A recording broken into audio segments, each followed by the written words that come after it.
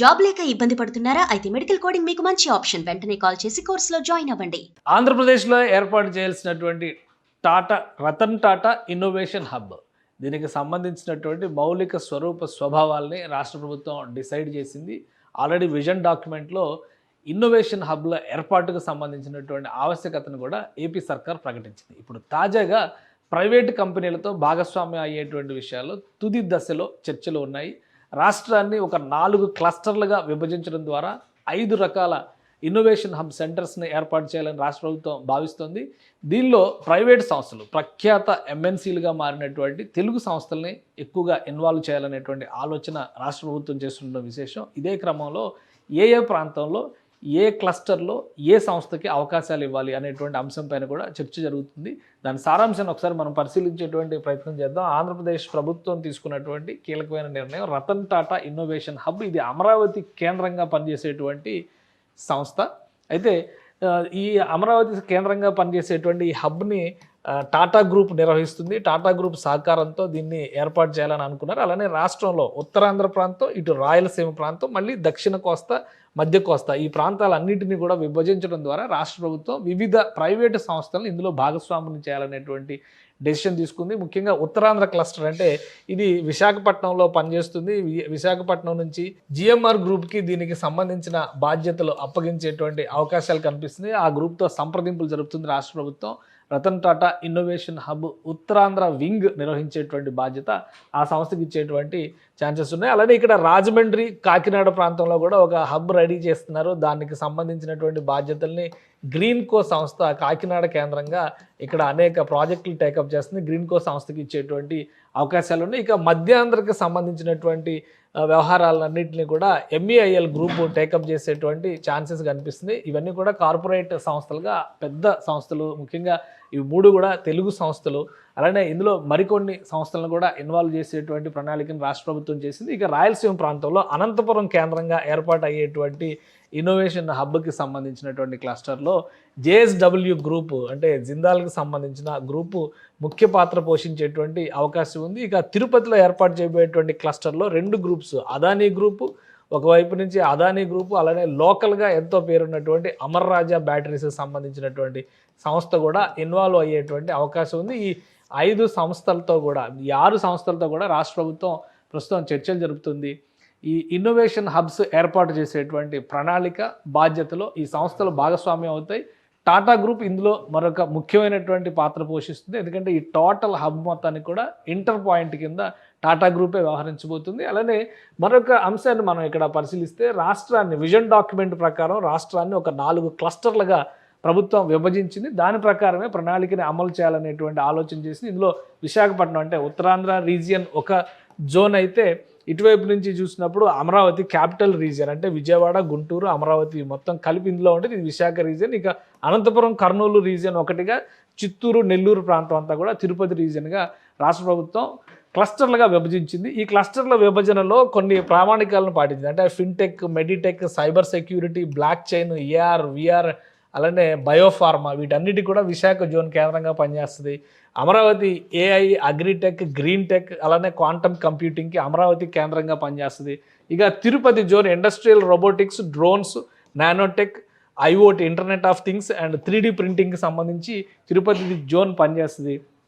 అనంతపురం, కర్నూలు ఏరియాలో renewable energy, industrial robotics, autonomous vehicles, అలానే building materials, వీటికి సంబంధించి పనిచేస్తుంది. సో వీటికి సంబంధించిన ఈ క్లస్టర్స్ ఎలా అయితే విభజించారో ఆ తరహాలోనే టాటా ఇన్నోవేషన్ హబ్ కూడా ఈ హబ్లని ఏర్పాటు చేయడం ద్వారా ఈ రంగాల్లో స్టార్టప్ కంపెనీలను పెద్ద ఎత్తున ప్రోత్సహించేటువంటి ప్రణాళికని తీసుకొస్తుంది. ఈ హబ్ల దగ్గర క్రియేట్ చేయబోయేటువంటి, ఒక విధంగా మనం ఇంకా సింప్లిఫై చేసి చెప్పాలంటే, తెలంగాణలో టీ హబ్ అనేటువంటి మాట చాలా ఎక్కువగా వింటుంటాం. కేవలం ఐటీ రంగంలో చేసినటువంటి ప్రయోగం. అయితే వివిధ కేటగిరీలుగా విభజించినటువంటి ఈ సెక్టార్లకు సంబంధించినటువంటి ఇన్నోవేషన్ సెంటర్స్గా ఈ రతన్ టాటా ఇన్నోవేషన్ హబ్ కింద పనిచేసేటువంటి క్లస్టర్లన్నీ కూడా ఉంటాయి.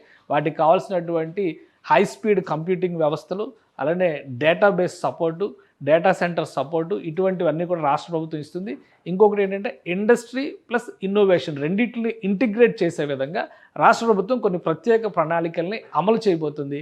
ఈ ప్రణాళికల్ని అమలు చేసేటువంటి క్రమంలో దీనిలో ఇన్వెస్టర్స్గా ఉండేటువంటి వాళ్ళు కావచ్చు, ఇండస్ట్రియలిస్టులు కావచ్చు, ప్రముఖ కంపెనీలు కూడా ఇందులో భాగస్వామ్యం వహిస్తాయి. అంటే ఒక కొత్త ఐడియాతో వచ్చేటువంటి యంగ్స్టర్స్ని ప్రోత్సహించేటువంటి హబ్లుగా ఇవన్నీ కూడా రూపాంతరం చెందబోతున్నాయి. ఆంధ్రప్రదేశ్లో చదువుకుంటున్నటువంటి విద్యార్థుల్ని ఎక్కువగా టార్గెట్ చేస్తూ వాళ్ళ ఐడియాలజీని ప్రోత్సహించే విధంగా ఫ్యూచరిస్టిక్గా ఈ రతన్ టాటా ఇన్నోవేషన్ హబ్లు పనిచేస్తాయి. స్టార్టప్స్ పైన రతన్ టాటా తన జీవిత చరమాంకంలో పెద్ద ఎత్తున ఇన్వెస్ట్మెంట్స్ పెట్టారు. ఆయన వ్యవహార శైలి, ఆయన జీవన శైలి నుంచి ఇన్స్పిరేషన్గా తీసుకునే రతన్ టాటా ఇన్నోవేషన్ హబ్ పనిచేస్తుందని ఏపీ సీఎం చంద్రబాబు నాయుడు గతంలో కూడా ప్రకటించారు. సో ఇదే ప్రాతిపదికన చేసుకుని రాష్ట్రాన్ని 4 క్లస్టర్లుగా విభజించి 5 ఇన్నోవేషన్ హబ్లని ఒక సెంట్రల్ ఇన్నోవేషన్ హబ్ని ఇంటిగ్రేట్ చేస్తూ టాటా గ్రూప్ వీటన్నిటిని మానిటర్ చేస్తుంది. వివిధ పారిశ్రామిక సంస్థలను ఇందులో భాగస్వాములను చేయడం ద్వారా ఆయా రంగాల్లో చేయబోయేటువంటి ప్రయోగాలకి, కొత్త ప్రయత్నాలకి కూడా ఈ ఇన్నోవేషన్ హబ్స్ ఊతమిస్తాయని చెప్పని ఏపీ సర్కార్ భావిస్తుంది. ఫైనల్ స్టేజ్లో ఉన్నటువంటి డిస్కషన్స్ కన్క్లూడ్ అయితే కనుక ఆయా సంస్థలతో రాష్ట్ర ప్రభుత్వం ఒప్పందం చేసుకుంటుంది. వాటి నిర్వహణ బాధ్యతను కూడా ఆ సంస్థలకి అప్పగించేటువంటి అవకాశం ఉంది. ముఖ్యంగా ఎవరైతే ఏంజిల్ ఇన్వెస్టర్స్గా ఉంటారో అలాంటి వారిని కూడా ఇందులో భాగస్వాములు చేసేటువంటి బాధ్యత ఆయా సంస్థలు తీసుకుంటే కొత్త ప్రయోగాల్ని, కొత్త ఆవిష్కరణల్ని ప్రోత్సహించేటువంటి లక్ష్యంతో యువతరానికి ఎంటర్ప్రెన్యూర్షిప్లో ప్రధాన భాగస్వాములు చేసేటువంటి పథకంలో భాగంగానే ఆంధ్రప్రదేశ్ ప్రభుత్వం ఈ రతన్ టాటా ఇన్నోవేషన్ హబ్స్ని ఎంకరేజ్ చేయాలనేటువంటి డెసిషన్ తీసుకుంది. సో ఇండస్ట్రీస్ ప్లస్ గవర్నమెంట్ ఒక చోటకు వస్తే యంగ్స్టర్స్కి ఇది అతిపెద్ద ఊతమిచ్చేటువంటి అంశం అయ్యే అవకాశంగా మారుతుంది.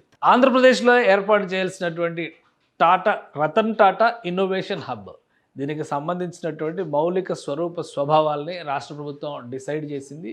ఆల్రెడీ విజన్ డాక్యుమెంట్లో ఇన్నోవేషన్ హబ్ల ఏర్పాటుకు సంబంధించినటువంటి ఆవశ్యకతను కూడా ఏపీ సర్కార్ ప్రకటించింది. ఇప్పుడు తాజాగా ప్రైవేటు కంపెనీలతో భాగస్వామ్యం అయ్యేటువంటి విషయాల్లో తుది దశలో చర్చలు ఉన్నాయి.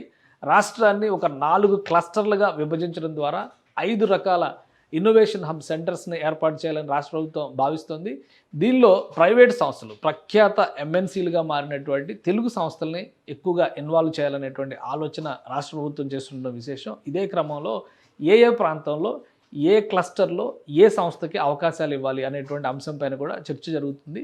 దాని సారాంశాన్ని ఒకసారి మనం పరిశీలించేటువంటి ప్రయత్నం చేద్దాం. ఆంధ్రప్రదేశ్ ప్రభుత్వం తీసుకున్నటువంటి కీలకమైన నిర్ణయం రతన్ టాటా ఇన్నోవేషన్ హబ్. ఇది అమరావతి కేంద్రంగా పనిచేసేటువంటి సంస్థ. అయితే ఈ అమరావతి కేంద్రంగా పనిచేసేటువంటి ఈ హబ్ని టాటా గ్రూప్ నిర్వహిస్తుంది. టాటా గ్రూప్ సహకారంతో దీన్ని ఏర్పాటు చేయాలని అనుకున్నారు. అలానే రాష్ట్రంలో ఉత్తరాంధ్ర ప్రాంతం, ఇటు రాయలసీమ ప్రాంతం, మళ్ళీ దక్షిణ కోస్తా, మధ్య కోస్తా ఈ ప్రాంతాలన్నింటినీ కూడా విభజించడం ద్వారా రాష్ట్ర ప్రభుత్వం వివిధ ప్రైవేటు సంస్థలను ఇందులో భాగస్వాములు చేయాలనేటువంటి డెసిషన్ తీసుకుంది. ముఖ్యంగా ఉత్తరాంధ్ర క్లస్టర్ అంటే ఇది విశాఖపట్నంలో పనిచేస్తుంది. విశాఖపట్నం నుంచి జిఎంఆర్ గ్రూప్కి దీనికి సంబంధించిన బాధ్యతలు అప్పగించేటువంటి అవకాశాలు కనిపిస్తుంది. ఆ గ్రూప్తో సంప్రదింపులు జరుపుతుంది రాష్ట్ర ప్రభుత్వం.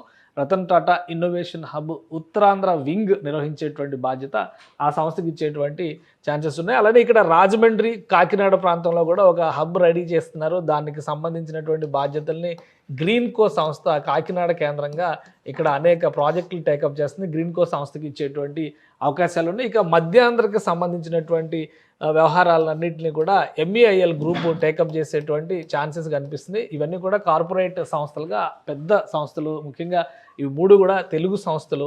అలానే ఇందులో మరికొన్ని సంస్థలను కూడా ఇన్వాల్వ్ చేసేటువంటి ప్రణాళికను రాష్ట్ర ప్రభుత్వం చేసింది. ఇక రాయలసీమ ప్రాంతంలో అనంతపురం కేంద్రంగా ఏర్పాటు అయ్యేటువంటి ఇన్నోవేషన్ హబ్కి సంబంధించినటువంటి క్లస్టర్లో జేఎస్డబ్ల్యూ గ్రూపు, అంటే జిందాల్కి సంబంధించిన గ్రూపు ముఖ్య పాత్ర పోషించేటువంటి అవకాశం ఉంది. ఇక తిరుపతిలో ఏర్పాటు చేయబోయేటువంటి క్లస్టర్లో 2 గ్రూప్స్, అదానీ గ్రూపు ఒకవైపు నుంచి అదానీ గ్రూపు, అలానే లోకల్గా ఎంతో పేరున్నటువంటి అమర్ రాజా బ్యాటరీస్కి సంబంధించినటువంటి సంస్థ కూడా ఇన్వాల్వ్ అయ్యేటువంటి అవకాశం ఉంది. ఈ 5 సంస్థలతో కూడా, ఈ 6 సంస్థలతో కూడా రాష్ట్ర ప్రభుత్వం ప్రస్తుతం చర్చలు జరుపుతుంది.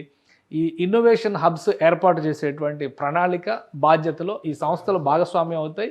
టాటా గ్రూప్ ఇందులో మరొక ముఖ్యమైనటువంటి పాత్ర పోషిస్తుంది. ఎందుకంటే ఈ టోటల్ హబ్ మొత్తానికి కూడా ఇంటర్ పాయింట్ కింద టాటా గ్రూపే వ్యవహరించబోతుంది. అలానే మరొక అంశాన్ని మనం ఇక్కడ పరిశీలిస్తే రాష్ట్రాన్ని విజన్ డాక్యుమెంట్ ప్రకారం రాష్ట్రాన్ని ఒక 4 క్లస్టర్లుగా ప్రభుత్వం విభజించింది. దాని ప్రకారమే ప్రణాళికని అమలు చేయాలనేటువంటి ఆలోచన చేసింది. ఇందులో విశాఖపట్నం అంటే ఉత్తరాంధ్ర రీజియన్ ఒక జోన్ అయితే, ఇటువైపు నుంచి చూసినప్పుడు అమరావతి క్యాపిటల్ రీజియన్ అంటే విజయవాడ, గుంటూరు, అమరావతి మొత్తం కలిపి ఇందులో ఉంటుంది. ఇది విశాఖ రీజియన్. ఇక అనంతపురం, కర్నూలు రీజియన్ ఒకటిగా, చిత్తూరు, నెల్లూరు ప్రాంతం అంతా కూడా తిరుపతి రీజియన్గా రాష్ట్ర ప్రభుత్వం క్లస్టర్లుగా విభజించింది. ఈ క్లస్టర్ల విభజనలో కొన్ని ప్రామాణికాలను పాటించింది. అంటే fintech, medtech, cyber security, block chain, AR, VR, అలానే బయోఫార్మా వీటన్నిటి కూడా విశాఖ జోన్ కేంద్రంగా పనిచేస్తుంది. Amaravati AI, agritech, green tech, అలానే క్వాంటమ్ కంప్యూటింగ్కి అమరావతి కేంద్రంగా పనిచేస్తుంది. ఇక Tirupati zone industrial robotics, drones, nanotech, IOT, internet of things and 3D ప్రింటింగ్కి సంబంధించి తిరుపతి జోన్ పనిచేస్తుంది.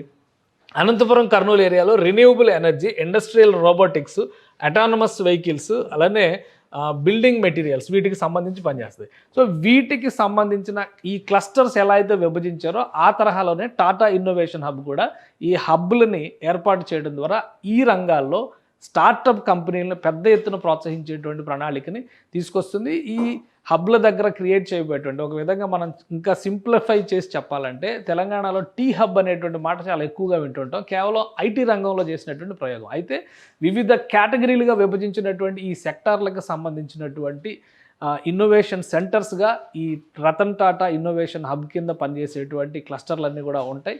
వాటికి కావాల్సినటువంటి హై స్పీడ్ కంప్యూటింగ్ వ్యవస్థలు, అలానే database support, data centre support ఇటువంటివన్నీ కూడా రాష్ట్ర ప్రభుత్వం ఇస్తుంది. ఇంకొకటి ఏంటంటే ఇండస్ట్రీ ప్లస్ ఇన్నోవేషన్ రెండింటిని ఇంటిగ్రేట్ చేసే విధంగా రాష్ట్ర ప్రభుత్వం కొన్ని ప్రత్యేక ప్రణాళికల్ని అమలు చేయబోతుంది. ఈ ప్రణాళికల్ని అమలు చేసేటువంటి క్రమంలో దీనిలో ఇన్వెస్టర్స్గా ఉండేటువంటి వాళ్ళు కావచ్చు, ఇండస్ట్రియలిస్టులు కావచ్చు, ప్రముఖ కంపెనీలు కూడా ఇందులో భాగస్వామ్యం వహిస్తాయి. అంటే ఒక కొత్త ఐడియాతో వచ్చేటువంటి యంగ్స్టర్స్ని ప్రోత్సహించేటువంటి హబ్లుగా ఇవన్నీ కూడా రూపాంతరం చెందబోతున్నాయి.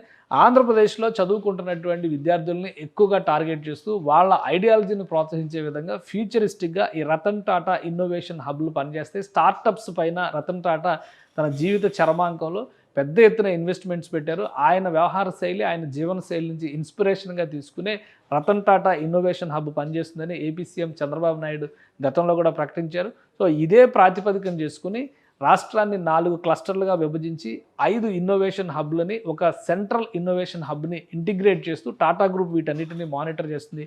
వివిధ పారిశ్రామిక సంస్థలను ఇందులో భాగస్వాములను చేయడం ద్వారా ఆయా రంగాల్లో చేయబోయేటువంటి ప్రయోగాలకి, కొత్త ప్రయత్నాలకి కూడా ఈ ఇన్నోవేషన్ హబ్స్ ఊతమిస్తాయని చెప్పని ఏపీ సర్కార్ భావిస్తుంది. ఫైనల్ స్టేజ్లో ఉన్నటువంటి డిస్కషన్స్ కన్క్లూడ్ అయితే కనుక ఆయా సంస్థలతో రాష్ట్ర ప్రభుత్వం ఒప్పందం చేసుకుంటుంది. వాటి నిర్వహణ బాధ్యతను కూడా ఆ సంస్థలకి అప్పగించేటువంటి అవకాశం ఉంది.